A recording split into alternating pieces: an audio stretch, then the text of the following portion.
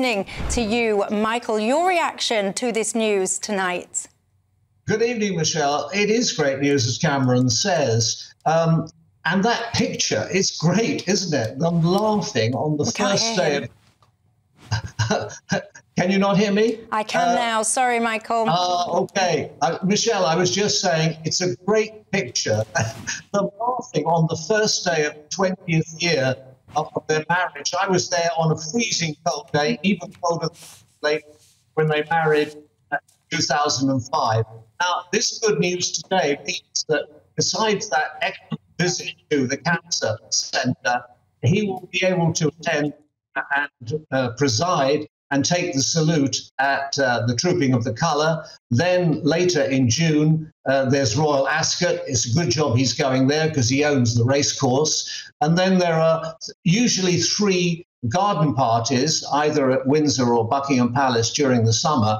And the great autumn ahead is state visits to Australia and New Zealand, and then the CHOGM, the Commonwealth Heads of Government meeting in Samoa. And if they're very lucky, and I would advise them maybe they could do it, on November the 5th, Guy Fawkes Day, they run the Melbourne Cup in Australia. Now, that is the greatest day of Australian social and sporting life. And if they can be there, and I'm sure Queen Camilla would love it, I think that would go down extraordinarily well with the Australians. So this is a day of quiet rejoicing that the king is back where he should be, leading the country. And one thing I can say for sure, and I started reporting on him in October 1967, that's 56 years ago when he started at Trinity College, Cambridge.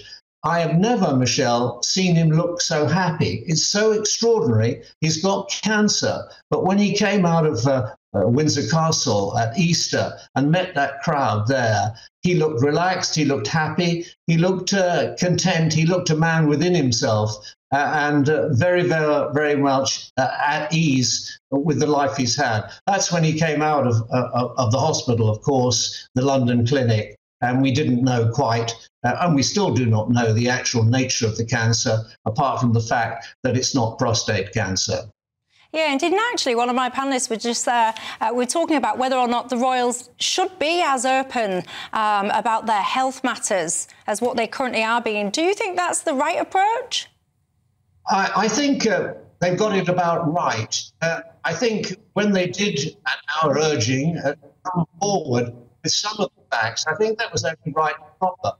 But even if we knew the nature, the exact nature, Michelle, we would never say so. It would have to be left to Buckingham Palace to announce that sort of detail. Of course he's the head of state. Of course he's a public personality. He's a world figure. But he's entitled to his privacy, and the way that he wants to announce it is the way that it should be announced. And I'm sure in due course, as he feels comfortable with it, and as the treatment progresses, and it sounds as if it's progressing well, I'm sure he will take that on advisement. I mean, he was surprised, agreeably surprised, by the terrific reaction when he had made this announcement of cancer, how it stimulated the interest in the various cancer charities and got people checking themselves up. All of this is a very good thing. It's what a leader of a country should do, and he's doing it supremely well. And of course, he's not the only member of the royal family that's battling with cancer at the moment. Of course, we do have Princess Catherine as well, the Princess of Wales. She still undergoing treatment, we believe. Yeah, look, there we see her in earlier times, and let us hope she comes back to that. You know, we couldn't have a better Princess of Wales. Of course, she had Easter with the family up at Anma Hall. Her husband was there. He's gone back to public life. She's undergoing treatment. She's told the children that, you know, she'll get over it. And my goodness, don't we hope that she will. And she'll get back to full fitness and very promptly, too.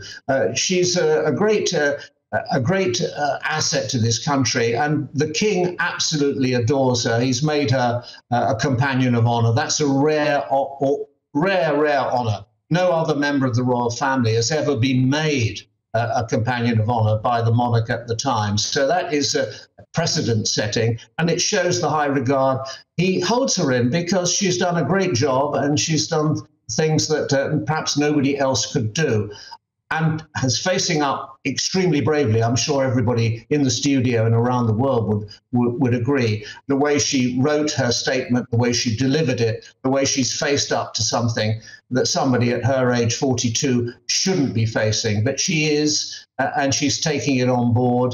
And for the sake of her children, she's being extraordinarily brave and courageous. And of course, we all wish her well. We certainly do, and on that note, we'll end it there. But for now, thank you very much. That's Michael Cole there, the former BBC royal correspondent.